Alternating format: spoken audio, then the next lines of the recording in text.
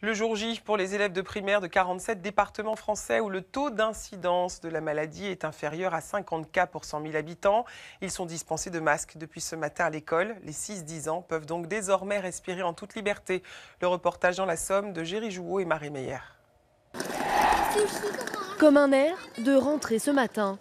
Devant cette école primaire, les enfants se découvrent enfin sans masque. Un moment qu'ils attendaient avec impatience, comme nous le disent leurs parents. Elle est très contente de pouvoir revenir à l'école sans son masque, pour avoir un peu le visage des copains et des copines qu'elle n'a pas du tout vu depuis le début de l'année. Ça l'a gênée quand même d'avoir un masque, qu'elle comprenait pas forcément tout et...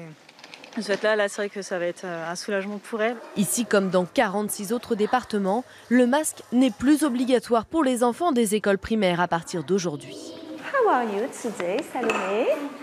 De quoi redonner le sourire à ses élèves de CP, comme Salomé. J'aime bien respirer et en plus, comme ça, on peut mieux entendre les copains. Et en plus, comme ça, quand je serai dehors, j'aurai plus de buée sur mes lunettes.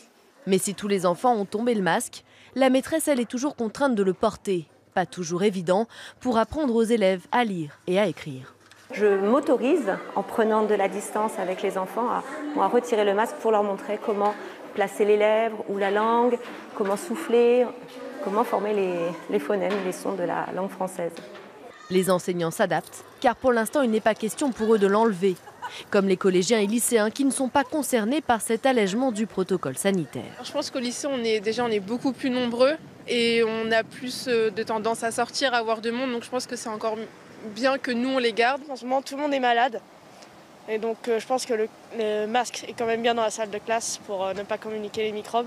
Pour ce médecin également, la levée du masque doit se faire progressivement afin d'éviter toute reprise épidémique. Ces mesures barrières chez les tout petits enfants, d'abord, ne sont pas très efficaces parce qu'ils ne le respectent pas assez. Je crois que lorsque l'épidémie circule très peu dans une population qui est vaccinée, il va falloir à un moment donné retrouver la vie normale. Mais pour que davantage de personnes puissent lever le masque, il faut selon lui maintenir un haut niveau de vaccination et prévoir, comme pour la grippe, des rappels réguliers.